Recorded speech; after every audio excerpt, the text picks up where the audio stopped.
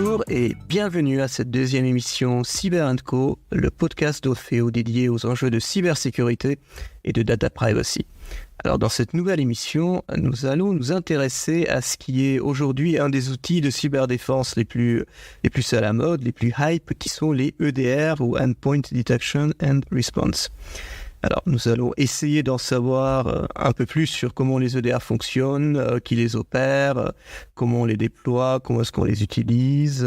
Et comme toujours, l'idée est de s'éloigner des promesses sales and marketing, même si moi-même je fais du marketing, et d'essayer de comprendre un petit peu dans la vraie vie comment tout cela fonctionne, quel type de vrais bénéfices et d'impact ce produit apporte, et pourquoi aujourd'hui, réellement, les EDR sont un des produits de cyberdéfense les plus utilisés par l'ensemble des entreprises. Pour cela, nous avons le plaisir d'accueillir Pierre-Yves Amiotte, directeur CSM et avant-vente de la société Arfanglab, un des leaders français des EDR. Bonjour Pierre-Yves, merci d'être avec nous aujourd'hui. Merci de votre invitation. C'était avec grand plaisir. Alors commençons par le commencement. Est-ce que tu peux déjà te présenter et puis nous parler un petit peu d'Arfanglab avant qu'on rentre dans le vif du sujet? Merci déjà de l'invitation. Donc, je m'appelle Pierre-Yves Amiotte, je suis responsable des avant-ventes et du delivery, donc toute la partie accompagnement des clients dès lors qu'ils vont avoir choisi notre solution. Et notre solution, donc on est un EDR développé par la société Arfanglab, une société qui a été créée en 2018 par des anciens, principalement de l'ANSSI ou d'industriels défense, qui face à des éditeurs américains ou israéliens principalement, se sont dit il est possible de proposer un logiciel, donc un logiciel EDR, on reviendra un petit peu je pense sur en quoi ça consiste, un logiciel EDR français. D'accord, très bien. Du coup, si on rentre dans le vif du sujet, on parle d'EDR directement. Alors aujourd'hui, c'est une solution de cyberdéfense incontournable. Ouais. Est-ce que tu peux nous donner ta définition de ce qu'est un EDR et on verra après par rapport à d'autres produits comme l'antivirus ou comme le PP ou comme un NDR ou comme un XDR ou comme toute la soupe d'acronymes de produits de cybersécurité, où est-ce que l'EDR se situe dans cette chaîne de valeur? Ouais, ok. Un EDR, c'est très simple. C'est littéralement donc Endpoint and Detection Response, donc une solution qui va permettre de protéger ce qui est généralement le plus sensible au sein des entreprises, donc les endpoints. Les endpoints, on va les dissocier en deux segments principalement, les postes de travail d'un côté et les serveurs. Donc c'est une solution qui va être généralement décomposée en deux segments principaux, une partie déportée au niveau du endpoint, ce qu'on appelle généralement l'agent, et ensuite une partie la plupart du temps hébergée en SaaS, donc ce qu'on va appeler la console ou le manager. D'accord. Et donc l'agent qui tourne sur les postes, que ce soit les PC par exemple ou les serveurs, quelles sont les sources d'informations qui sont consommées par l'agent, quelles sont les analyses qui sont faites, en gros, que fait l'agent? L'agent, il va s'abonner à différentes sources d'informations, donc des logs d'audit, de sécurité, d'applicatifs, etc., en fonction évidemment des différents environnements que l'on va superviser, donc des Windows, des Linux ou des Mac. Et à partir de l'activité système sur le endpoint, il va pouvoir faire de la détection, puis grâce à la console, etc., il sera possible pour un analyste de faire de l'investigation et de la remédiation. Et là, on devance peut-être d'autres sujets sur la partie antivirus, etc. Mais c'est bien ça qu'il faut retenir, c'est que l'agent va permettre de faire de la détection de menaces et idéalement de menaces, idéalement, pas forcément pour les entreprises, mais de menaces les plus avancées. Très bien. Souvent, on le définit comme un antivirus avancé. Enfin, les mauvaises langues le définissent comme un antivirus 2.0. C'est vrai qu'au début, les antivirus, finalement, cela faisait de la détection de signatures, mais avec les malwares qui changent souvent de code source et de signature, du coup, c'était plus trop efficace. Qu'est-ce que l'EDR apporte, du coup, par rapport à un antivirus qu'un antivirus aujourd'hui ne sait plus faire? En fait, dans la temporalité de l'évolution des différentes solutions de sécurité, évidemment, l'antivirus, c'était quasiment une des premières briques qui était mise à disposition Alors évidemment des clients des entreprises, mais aussi même des utilisateurs du quotidien. On a tous eu des bases de signatures antivirales qui se mettaient à jour au moment évidemment les plus pénibles. Disons que l'antivirus a un fonctionnement, comme tu le précisais, basé sur des signatures, donc des comportements ou des menaces déjà connues. Pour trouver une analogie, on peut imaginer que c'est un vigile qui serait devant une banque, devant la porte d'entrée, et qui aurait une fiche avec différents portraits robots de personnes déjà connues comme des voleurs. Un EDR, sur la partie détection seulement, après je reviendrai un petit peu sur l'investigation et la remédiation, va analyser l'activité système de manière très différente. Il ne travaille pas sur des signatures connues, mais il va travailler sur des comportements que l'on considère comme suspects. Donc là, toujours dans cette idée d'analogie avec une banque, il faut plutôt imaginer un vigile qui déambulerait au sein de la banque et regarderait toutes les personnes qui sont présentes en se disant « Tiens, cette personne, elle a un comportement suspect parce qu'elle s'approche un petit peu du coffre-fort de manière répétée, etc. » Donc, on ne va pas travailler sur quelque chose d'identifié préalablement, mais sur des comportements live qui, eux, seraient déjà plus suspects, voire clairement malveillants.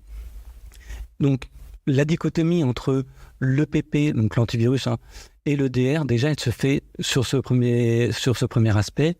Ensuite, l'EDR, souvent, on va le qualifier comme l'antivirus un peu nouvelle génération, un peu plus une solution beaucoup plus avancée ou beaucoup plus sophistiquée, parce que la solution permet aussi de faire de l'investigation et de la remédiation, c'est-à-dire de prendre des actions sur les postes de travail grâce à l'agent. Et dès lors, on sort de la partie détection pour aller beaucoup plus ou vers le forensique ou vers la réponse à incident, en se disant, OK, il y a eu une attaque qui est avérée, par exemple. On va chercher à collecter des preuves, éventuellement opposables auprès d'une instance juridictionnelle ou autre. Et ensuite, on va vouloir supprimer la menace, ou en tout cas supprimer des fichiers ou des programmes qu'on penserait malveillants, de manière à retourner vers un environnement un petit peu plus sain qu'auparavant. Alors, les antivirus avaient l'avantage d'apporter une rémédiation quasi immédiatement. Oui. Donc mettre en quarantaine un fichier ou supprimer ou arrêter un processus programme sans l'intervention humaine, qui était quasiment automatique, même s'il y avait des faux positifs et des faux négatifs. Est-ce que les EDR ont le même type de comportement ou est-ce que d'abord il faut qu'un opérateur humain regarde les alertes levées et décide tiens, ça c'est une vraie attaque, donc maintenant je vais faire quelque chose? C'est une grande différence avec les antivirus, et c'est quelque chose qu'il est nécessaire de faire comprendre, c'est que en effet un EDR c'est plutôt une solution managée, c'est-à-dire que c'est une solution qui a vocation à permettre de donner de la visibilité à des analystes sur un environnement dédié, ou alors avec des partenaires de type MSSP, de permettre à des analystes de regarder plusieurs entreprises, de regarder le comportement de plusieurs entreprises et qui délivrent du service par-dessus une couche logicielle seule. Évidemment, en fonction des comportements et des configurations qui seront retenues, il est possible de faire du blocage automatique de menaces. On pourra y revenir un petit peu à travers les différents moteurs qui permettent de faire de la détection, mais dès lors qu'il y a des seuils qui sont franchis, de criticité par exemple ou autre, il sera possible de bloquer un comportement, de bloquer un malware qui s'apparenterait par exemple à un ransomware. Dès lors qu'on a un malware qui commence à chiffrer des fichiers, des choses comme ça, il est naturel de se dire, de ne pas forcément attendre une action d'un opérateur ou d'un analyste pour bloquer ou supprimer ce type de programme. Donc la partie automatisation est importante, mais dans un premier temps, il est important toujours d'avoir en tête que c'est une solution qui doit être supervisée et qui peut même apprendre en fonction de l'environnement et de l'écosystème d'une entreprise donnée. Par exemple, ce qui sera acceptable dans une entreprise ne le sera pas forcément dans une autre, voire même ce qui sera acceptable de la part de certains employés d'une entreprise, par exemple quelqu'un à l'IT, ne serait pas acceptable de la part d'une de ses collègues qui, elle, travaillerait dans la comptabilité, par exemple. Donc, c'est pour ça qu'il est important de considérer que l'EDR doit être managé et être configuré en fonction de la vraie vie, finalement, de ce qui se passe dans une entreprise. Donc, ce qu'on dit, c'est qu'il y a quand même un impact sur l'organisation humaine des entreprises pour correctement exploiter la solution. Quel type de profil, du coup, faut-il avoir dans l'entreprise si on veut l'opérer soi-même, ou est-ce qu'il vaut mieux systématiquement faire appel à des MSSP? En quel cas il y a des coûts, des investissements? Donc en gros, la question, je suppose, c'est est-ce que c'est pour tout le monde ou est-ce que c'est pour une certaine catégorie, une certaine typologie d'organisation avec plus ou moins de moyens? Ça va vraiment dépendre du niveau de maturité de l'entreprise. Et on y reviendra d'ailleurs, je pense, par la suite de l'échange sur la partie XDR. Aujourd'hui, on va voir, pour faire très simple, deux types d'entreprises. Les premières, ce sont par exemple des PME, des ETI qui sont absolument centrées sur leurs activités phares, leur cœur d'activité, et la partie sécurité monte en maturité progressivement. Elles n'ont pas forcément les ressources dédiées pour gérer par elles-mêmes ce genre d'outils. Donc, elles ont un intérêt à déléguer toute cette partie-là à des experts, donc des partenaires, des MSSP, qui vont apporter cette expertise, cette connaissance fine des menaces. Et en plus de ça, parce que ce sont généralement des entreprises, des partenaires qui les accompagnent sur le long terme, qui ont une fine connaissance de leur environnement de travail. Qui sont les salariés, quels sont les types d'activités, qu'est-ce qu'une personne justement à la comptabilité serait en droit de faire ou pas. Donc ça, c'est vraiment le premier type de client auquel on va s'adresser. Le second, ce sont évidemment les entreprises plus matures, généralement plus grandes aussi, qui ont plus de collaborateurs, qui ont des équipes de sécurité IT dédiées, des équipes de SOC, souvent parce que ce sont principalement ceux qui vont opérer la solution, donc les équipes de Security Operations Center, et voir des certes internes à des entreprises, on pourrait penser à des grandes banques par exemple, qui ont leurs propres équipes et qui souhaitent se doter d'une boîte à outils additionnelle pour pouvoir lancer des investigations, etc. Donc, en fonction de la maturité, certaines vont vouloir internaliser la supervision, d'autres vont vouloir l'externaliser pour se décharger de ce segment d'activité et se concentrer sur leur cœur business. Ok, clair. Tu parlais tout à l'heure de moteurs de recherche, de détection, oui, pardon. Absolument. Il y en a plusieurs qui tournent. Est-ce que tu peux peut-être en détailler quelques-uns ou expliquer ce que ces moteurs cherchent ou quel type de comportement ou... D'ailleurs, quelque chose qu'on n'a pas abordé, qu'on n'a pas discuté, tu parlais principalement de comportement, mais est-ce qu'il y a aussi quand même peut-être pas des signatures, mais des extraits du code source ou du code binaire qui permettent d'identifier des types de fichiers ou des types de malware, ce qu'on appelle les règles Yara par exemple? Ouais, ça c'est un très bon exemple et puis on va rentrer un petit peu dans ce sujet. En fait, aujourd'hui, il est possible d'avoir des moteurs de détection. Donc chaque éditeur va proposer pour faire de la bonne détection différents moteurs. Notre objectif, c'est pas d'accumuler les moteurs, mais plutôt de spécialiser chacun d'entre eux de manière à identifier une menace ou en tout cas des comportements suspects quand une menace pourrait survenir. Donc, chez Arfang-Lab, on a 5 moteurs de détection. Le premier, c'est un moteur basé sur des IOC, donc des marqueurs que l'on peut connaître, des hashes, des signatures, des adresses IP, etc. Ça, c'est le premier moteur. Et pour faire très simple, c'est pas le moteur qui a le plus de sens pour nous parce que l'IOC a une volatilité et a une pérennité dans le temps assez faible. Je pense que même chez Olfeo, vous êtes assez bien placé pour savoir, une URL malveillante l'est temporairement, mais généralement, les hackers vont changer de domaine, de CNC, etc. Donc, c'est pas un marqueur le plus intéressant. Le second moteur de détection, c'est un moteur basé sur des signatures cette fois-ci plutôt d'outils employés par des attaquants. Et là, c'est exactement ce que tu évoquais, c'est un moteur qui se base sur le langage Yara, que l'on a choisi parce qu'il est totalement ouvert. Et ça, c'est un petit peu une philosophie d'Arfang-Lab sur laquelle je reviendrai juste après. Le troisième moteur, c'est un moteur comportemental qui s'appelle Sigma. Donc, c'est le pendant de Yara, mais pour une définition d'actions différentes. Et là, nous, ce qu'on va identifier, c'est des comportements d'attaquants. Donc, on va modéliser les attaques et on va les transposer en règles de manière à identifier des latéralisations, des élévations de privilèges, etc. Ça, ce sont des patterns sur lesquels on travaille qui sont beaucoup plus résilients à l'évolution de la menace.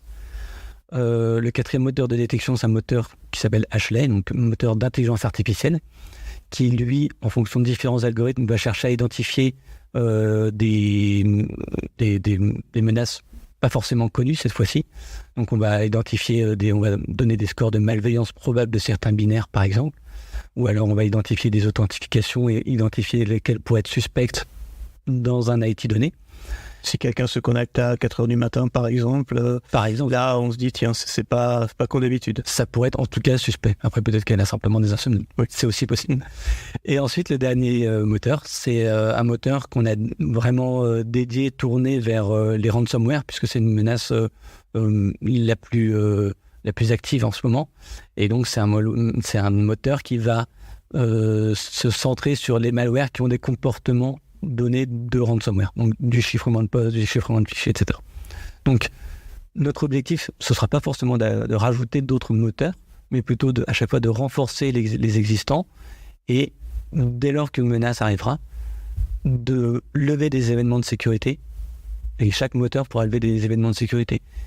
Typiquement, alors, si une alerte ransomware arrivait, il est quand même statistiquement improbable qu'un ransomware arrive ex nihilo, de rien, sans qu'il y ait eu par le passé, auparavant, de la lasérisation, de l'élévation de privilèges, etc. Donc on va considérer qu'avant, on aura au moins eu un événement de sécurité qui va être en alerte. Alors, tu parlais tout à l'heure de profils d'entreprise et du coup de profils de déploiement différents. À quoi ressemble aujourd'hui un déploiement un petit peu standard ? Tu as dit que ça peut prendre du temps pour connecter l'ensemble des sources de données, de mettre en place des règles qui correspondent à l'entreprise, à la structure de l'entreprise. Mais est-ce que tu peux nous en dire un peu plus sur quelles sont les différentes étapes de déploiement, combien de temps cela prend-il, et puis surtout quel est l'impact sur l'utilisateur ? Est-ce qu'il y a un changement d'habitude ? Est-ce qu'il y a un changement est-ce qu'il y a de la conduite de changement, de l'accompagnement au changement, etc. Ouais. Alors, du point de vue de l'utilisateur final, donc le collaborateur dans son travail, il n'y a pas d'impact. C'est-à-dire qu'il n'y a pas de redémarrage de poste à faire de manière régulière, de mise à jour de base antivirale, etc. Donc, il n'y aura absolument aucun impact. Même sur la partie ressources système, pas de ralentissement. Notre objectif, c'est d'être absolument transparent. Ensuite, dès lors que l'entreprise aura retenu la solution, on va lui mettre à disposition une console et elle va devoir déployer des agents. Donc, elle va installer sur les postes de travail, de la même manière que tous les logiciels qu'elle peut déployer au quotidien, elle va pouvoir déployer les agents, sans redémarrage donc, et ces agents vont commencer à remonter de la donnée. Nous, on parle de télémétrie, parce qu'en fait, c'est un ensemble d'informations qui ne sont pas forcément liées à des événements de sécurité pour le moment en tout cas. Donc, ça va remonter des données de télémétrie, et ensuite, les équipes de SOC, ou alors les analystes vont paramétrer les moteurs. Et maintenant que la compréhension des moteurs est plus claire, on va comprendre qu'il est possible de tout de suite mettre des moteurs en blocage. Par exemple, un moteur ransomware, généralement, on va le mettre en blocage dans les premières étapes de déploiement. Un moteur Yara, donc sur des signatures d'outils déjà considérés comme malveillants, on va pouvoir le mettre en blocage quasi immédiatement. Ensuite, il y a d'autres moteurs qui vont lever des événements de sécurité, donc par exemple de la lasérisation, etc., qui peuvent être parfaitement légitimes parce que l'entreprise a créé des logiciels assez custom, etc., et qui ont des comportements non pas malveillants, mais simplement suspects. Et ensuite, on va tomber sur quelque chose d'assez classique, c'est du whitelist ou du blacklist. Si on pense que c'est suspect mais légitime parce que c'est un administrateur IT que il fait ça pour des actions d'administration par exemple, on va whitelister de manière à ne plus avoir de nouvelles alertes. À l'inverse, si on pense que c'est illégitime, on va pouvoir blacklister de manière à bloquer ce type de comportement.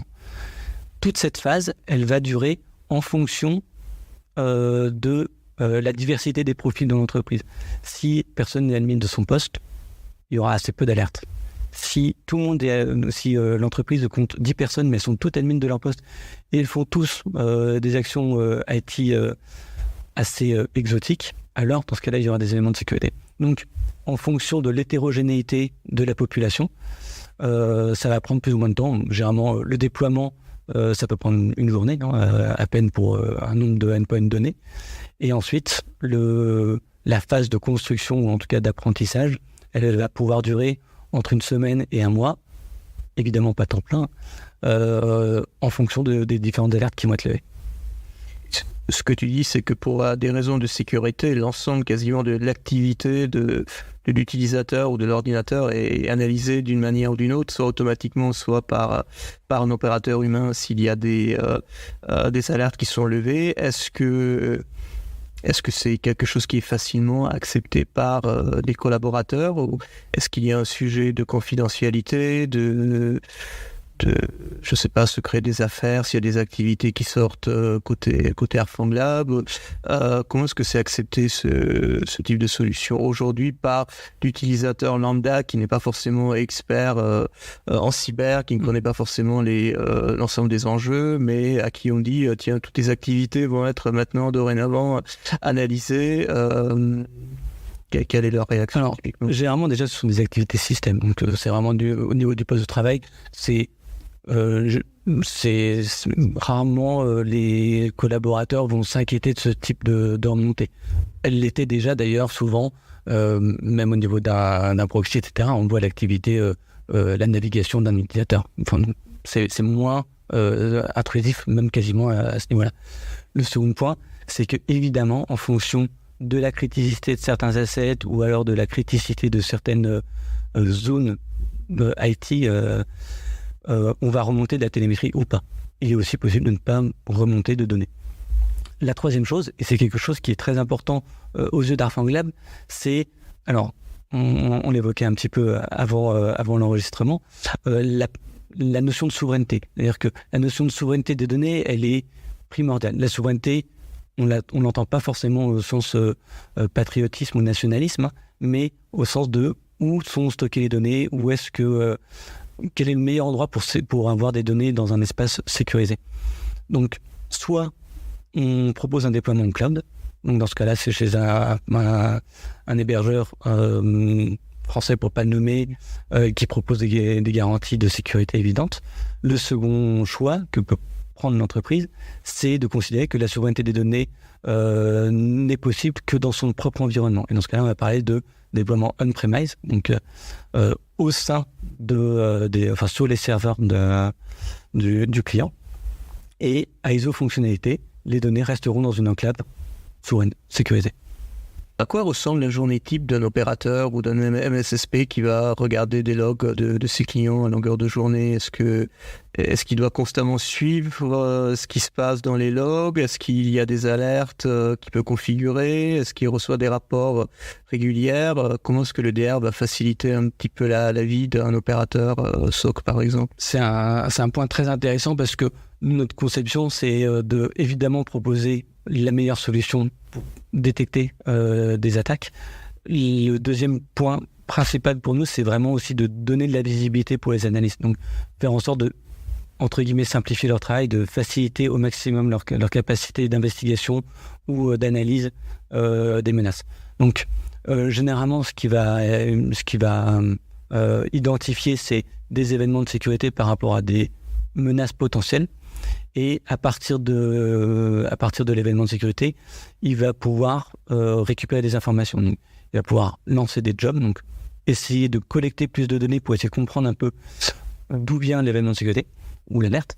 Et ensuite, à partir de cet événement de sécurité, il va te dire, OK, dans l'écosystème de mon client, ou alors dans mon écosystème s'il est évidemment utilisateur pour ses propres besoins, ce comportement est légitime ou il est illégitime. S'il est illégitime, alors évidemment, il va pouvoir continuer l'investigation, essayer de revenir à la route cause pour comprendre l'origine de l'attaque. C'est tout l'intérêt, j'ai envie de dire le sel du métier d'analyste en cybersécurité ou alors même de ceux qui travaillent plutôt dans les équipes de réponse à incidents.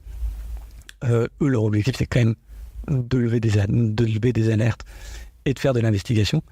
Ou alors, ça va être simplement de whitelister, c'est-à-dire de dire ok, ce comportement était suspect, en effet, mais en revanche, il était légitime parce que c'est un logiciel de comptabilité qui fait de l'administration, qui est exploité par l'administration. Donc c'est plutôt ça. Après, on n'invite pas forcément.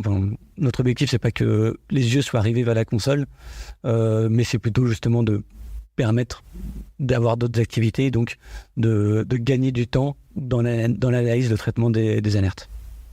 Si une alerte est légitime et il y a une preuve assez importante qu'il y a une vraie attaque importante type malware en cours, que se passe-t-il en fait ? Généralement, la première chose qu'un analyste va vouloir voir, c'est l'étendue de la compromission. Est-ce qu'il y a d'autres actifs qui sont touchés ? Et par la nature même de l'EDR qui est déployé sur tous les agents, il va pouvoir identifier si, alors cette fois-ci, on va pouvoir parler de marqueurs, par exemple, ou d'IOC, si un marqueur a été vu ailleurs. S'il a été vu ailleurs, l'objectif, ce sera ensuite de revenir à l'origine.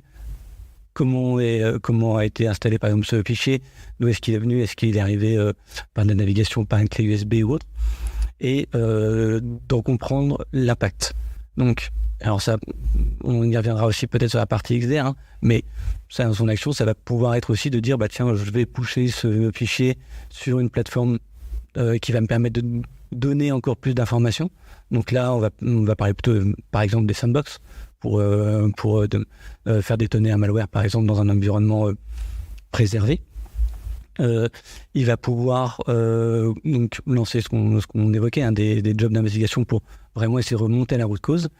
Et après, fonction de la gravité de la menace, lancer des jobs de remédiation, donc pour supprimer des programmes qui auraient pu être considérés comme malveillants après analyse. Et là, pareil, sur tous les postes qui auraient pu être affectés, l'objectif, c'est toujours de revenir à un état sain le plus vite possible.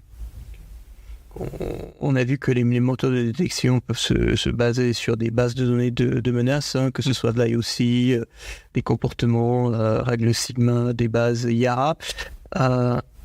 Comment se tenir à jour la solution avec cette évolution permanente de nouvelles menaces ou de variantes à l'infini des mêmes malwares, des mêmes compromissions en fait. Alors nous déjà on va se tenir à jour parce que on a une équipe de CTI au sein d'Arfang Lab. Évidemment on est un éditeur logiciel, mais on a aussi des équipes qui dont la responsabilité est d'identifier des menaces. Donc elle fait sa propre veille, elle crée ses propres règles de détection.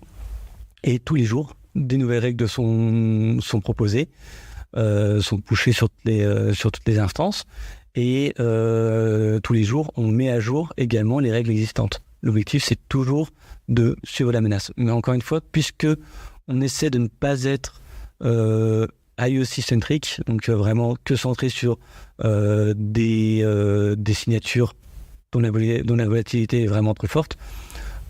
L'objectif, ce sera toujours de modéliser des attaques à travers des règles principalement Sigma, donc principalement comportementales.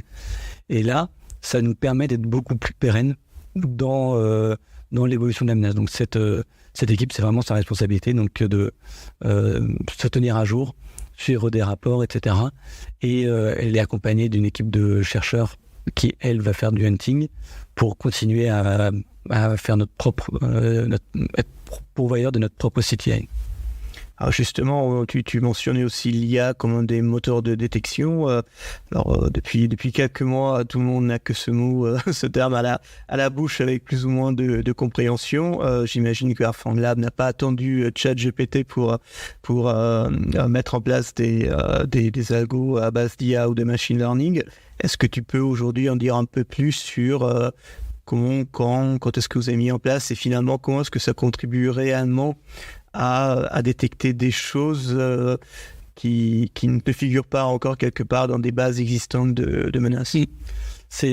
Alors oui, je confirme, on n'a pas attendu ChatGPT et ses copycats pour faire de l'IA chez Arfang Lab. On a une équipe de CTI, on a une équipe d'IA également, donc qui est composée de chercheurs, de data scientists, etc., qui est en charge de créer des algorithmes qui vont détecter des comportements suspects ou des comportements malveillants, toujours la même philosophie.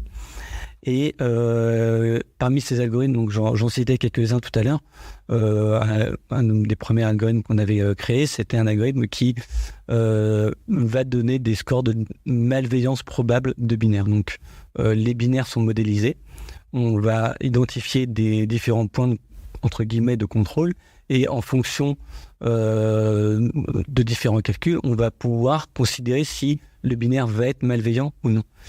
Et c'est assez intéressant parce que ça veut dire qu'on n'est pas dépendant de recherches préalables ou alors d'informations préalables pour identifier si c'est malveillant ou pas, mais c'est vraiment du calcul. Et en plus de ça, donc ça c'est un deuxième point sur lequel je reviendrai juste après, du calcul déporté au niveau de l'agent. Donc ça c'est un des premiers algorithmes historiques qu'on avait créé. Ensuite on en a rajouté d'autres, toujours sous le vocable d'IA, même si la manière dont on traite l'IA sera différente à chaque fois. Donc ça va être de l'authentification suspecte, cette fois-ci sur d'autres logs système. Et à la fin, ce sera toujours de donner de la visibilité à l'analyste pour lui dire c'est pas de l'IA magique, c'est pas quelque chose qui est totalement abscon ou obscur, mais il est possible de comprendre comment l'algo fonctionne. Sur la partie justement visibilité et accompagnement d'analyse à la compréhension de la menace, il faut aussi comprendre que ce qu'on propose, la partie logicielle, elle est accompagnée donc d'un blog dans lequel on publie régulièrement sur nos algos d'IA. Et là encore, c'est de ne pas travailler dans l'obfuscation, en tout cas dans la partie masquée, mais justement de donner plus de visibilité. Et c'est aussi pour ça qu'on a choisi Yara, et c'est aussi pour ça qu'on a choisi Sigma. Toutes nos règles qu'on met à disposition des analystes sont visibles. Donc en fait, tout le cœur de la détection est compréhensible. Une règle Yara, ça se lit, c'est le langage humain. Hein. Donc, vous pouvez comprendre pourquoi on a levé une alerte. Vous pouvez même informer Arfanglam en disant bah, tiens, je pense qu'il y a eu un faux positif sur telle règle. Peut-être que vous pourriez la modifier. Et un analyste peut créer ses propres règles Yara pour enrichir notre détection de la sienne en fonction de son comportement, de programmes qu'il aurait lui-même identifié dans le cadre d'une campagne de hunting ou de réponse incident, pour rajouter d'autres marqueurs par exemple. Pour finir sur la partie IA, puisque c'était l'origine de la question, la performance aussi d'Arfanglam, c'est qu'elle déporte l'ensemble de ses moteurs de détection au niveau de l'agent. Donc la détection ne se fait pas en back-end, ne se fait pas a posteriori, mais est transposée dans un agent. Si on revient à ce qu'on disait tout à l'heure, dans un agent léger qui n'a pas d'impact sur l'utilisateur, c'est aussi la performance et tout le travail qui est fait par les développeurs chez nous. Évidemment, on parle de la CTI de l'IA parce que c'est ce qui brille un petit peu. Mais derrière, ça veut dire qu'il y a aussi tous les développeurs qui travaillent sur des langages. Donc, chez nous, on a choisi du Rust, etc. parce que c'est plus léger, plus performant. Même si historiquement, on était sur du Python. Donc, c'est aussi toutes ces équipes qui permettent de faire une bonne détection et surtout dans des performances acceptables au niveau d'une entreprise. D'ailleurs, on le voit puisque vous êtes l'un des seuls acteurs de la cyber, notamment côté EDR, certifié par l'ANSSI, une certification qui quelque part vous a obligé à exposer certaines parties de votre logiciel. Donc, je ne sais pas d'ailleurs si tu peux en dire un petit peu plus sur ce que ça vous apporte, ce que ça a coûté en termes d'investissement et quel type de légitimité cela vous apporte. Et on salue d'ailleurs l'ANSSI qui supporte depuis une dizaine d'années avec beaucoup d'enthousiasme l'ensemble de l'écosystème cybersécurité, qui a donné une impulsion assez phénoménale à l'écosystème français de cyber. C'est une certification qui est arrivée très tôt dans le stade de développement d'Arfanglam parce que il était primordial pour nous de proposer une solution de sécurité qui soit évidemment performante, mais qui ne soit pas aussi un biais ou une porte d'entrée pour des attaquants. Donc maintenant c'est peut-être plus clair, il y a une partie console, une partie agent. Dès lors qu'on va parler d'un agent déporté, il faut être donné des gages vis-à-vis de nos clients, comme quoi cet agent est intègre. Et parce qu'on a justement mis en place cette démarche de sécurité, et derrière, il faut imaginer toute la partie DevSecOps, etc., c'était une philosophie un petit peu au cœur de l'entreprise.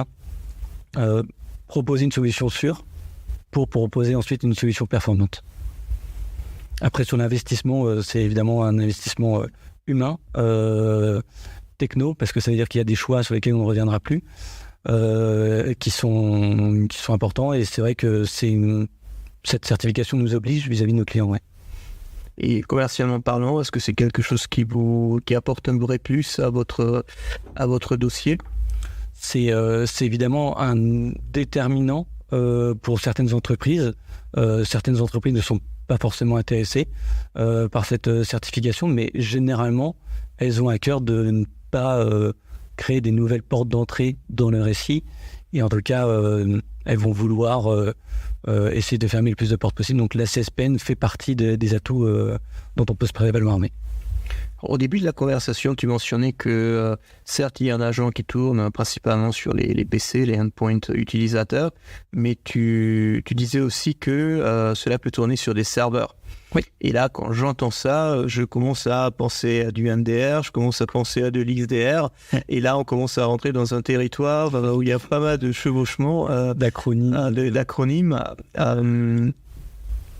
Finalement, est-ce que vous, Arfanglab, vous faites aussi un XDR ? Quelle différence tu vois entre un EDR qui peut protéger un serveur et un XDR et un NDR et on salue au passage tout l'écosystème français entre les Sésame IT qui font le NDR, Sequoia qui fait le XDR, Tetris qui fait un petit peu tout papa-maman. Mais où est-ce que tu situes l'EDR et finalement, est-ce que c'est plusieurs acronymes pour parler de la même chose ou comment tu vois ces mots-clés? C'est un débat hyper intéressant sur la partie XDR. Déjà, réussir à trouver une définition entre les différents acteurs éditeurs de logiciels sécu en France, c'est parfois un peu compliqué. Je parle en France, mais évidemment, ça va bien au-delà. Pour nous, l'XDR, c'est un écosystème de solutions de sécurité, basiquement. Que doit comporter un XDR ? Aujourd'hui, moi, je ne suis pas capable de le dire. Je préfère plutôt dire que l'XDR, c'est la définition que mon client donnera. Donc, est-ce que donc ça va être l'ensemble des briques de sécurité qui vont composer son écosystème de sécurité. Encore une fois, on va parler d'enclave numérique ou d'enclave de sécurité. Aujourd'hui, évidemment, le DR fait partie de l'écosystème XDR parce que je ne sais pas si c'est la première brique, mais en tout cas, c'est une brique majeure puisqu'elle est déployée sur les postes de travail et les serveurs. C'est généralement quand même quelque chose qui est au cœur d'une philosophie XDR que voudrait mettre en place un client. Généralement, cette brique, elle va se compléter d'une autre solution. Donc, on l'a vu pendant des années, le SIEM fait partie de ces solutions, donc des collecteurs de logs qui permettent d'avoir... parfois simplement de faire du stockage de logs, qui permet d'avoir de la corrélation, etc. Ensuite, ça peut être du SOAR, donc de l'orchestration de différentes solutions EDR, NDR, etc. Et donc qui va pouvoir permettre de lancer des actions de la part d'une seule console. Nous, l'approche chez Arfanglab, elle a été de dire l'XDR, c'est celui du client, donc c'est l'écosystème que voudra construire son client. Mais nous, on est pure player EDR, donc on propose un EDR, on ne propose qu'un EDR et on vise à proposer la meilleure solution EDR. Donc on ne s'est pas diversifié, on ne s'est pas un petit peu perdu dans d'autres solutions de sécurité pour se concentrer que sur un seul produit, mais quand même avec la philosophie de se dire de quelle manière on va pouvoir parler avec d'autres briques, de quelle manière on va pouvoir parler avec un SIEM à travers des connecteurs.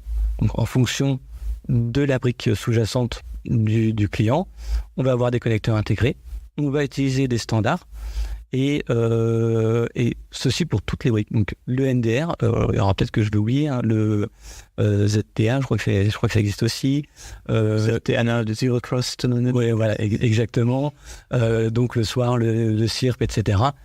Donc à chaque fois, on va travailler nous avec des connecteurs en se disant, ok, l'écosystème ou l'environnement de notre client va évoluer au cours de sa maturité, etc. Donc aujourd'hui, il va utiliser un SIEM d'un éditeur américain, par exemple, et ensuite il va switcher vers un Sequoia, par exemple.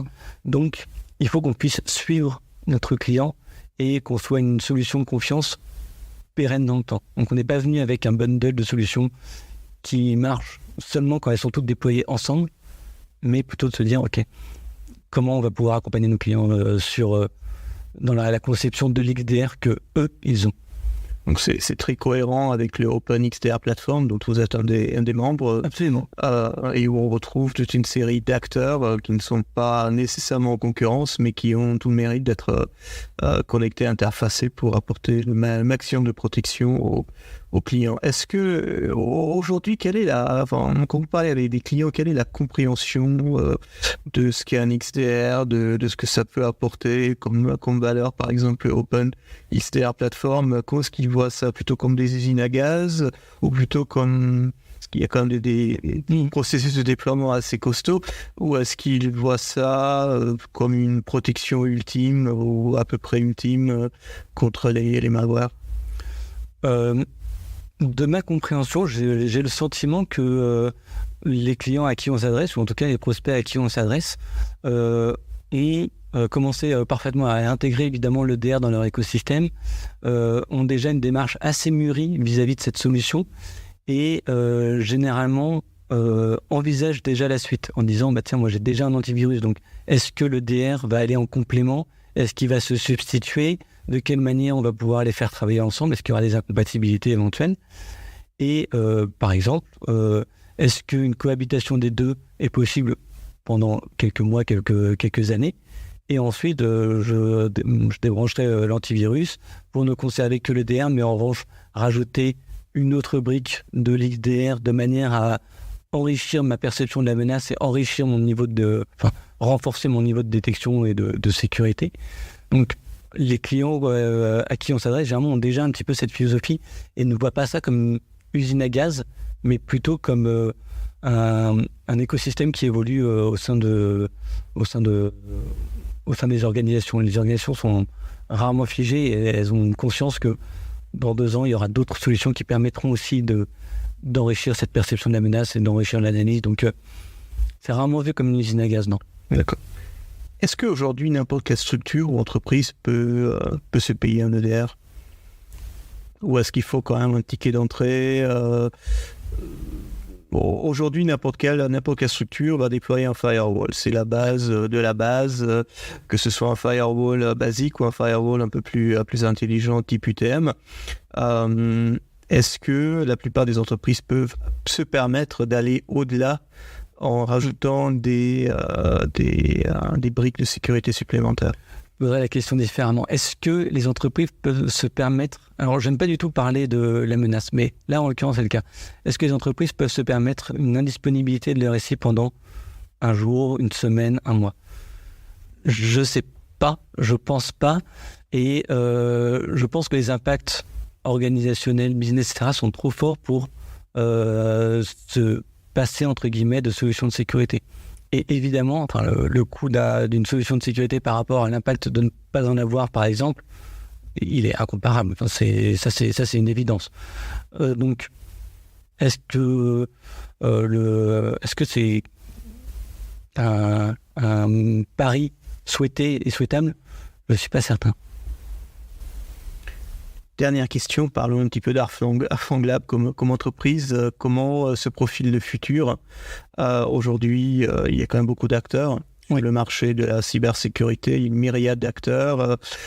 Il y a des sujets de consolidation de temps en temps parce que justement, il y a beaucoup d'acteurs, que ce soit des acteurs étrangers, américains, israéliens, asiatiques, mais aussi des acteurs français. Où est la place d'Arfanglab dans les 5 années à venir dans cet écosystème? Est-ce qu'elle est en France? Est-ce qu'elle est en Europe? Est-ce qu'il y a des volontés de partir à l'international? Elle est en France, évidemment, puisqu'on est un acteur souverain cette fois-ci au sens français, évidemment. Elle est en Europe parce que des acteurs européens, ils n'existent pas, en tout cas pas avec le niveau de performance, l'exigence qu'on peut nous proposer. Et évidemment, là, on parlait de proposer des solutions de sécurité et de performance.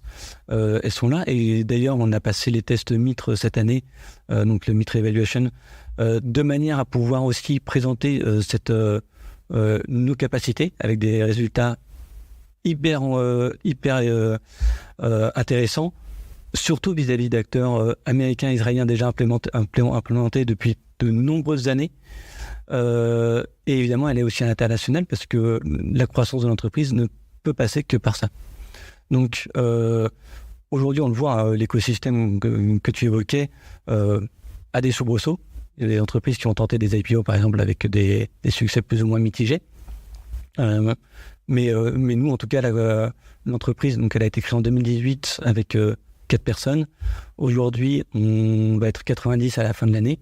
Notre croissance, elle va continuer l'année prochaine. Elle va s'internationaliser. Et on va continuer à recruter. Donc, n'hésitez pas d'ailleurs. On en profite. Pierre-Yves, merci beaucoup. Merci de l'information super intéressante sur l'EDR et puis au plaisir de te recroiser dans les années à venir. Merci beaucoup. Merci beaucoup. Au revoir.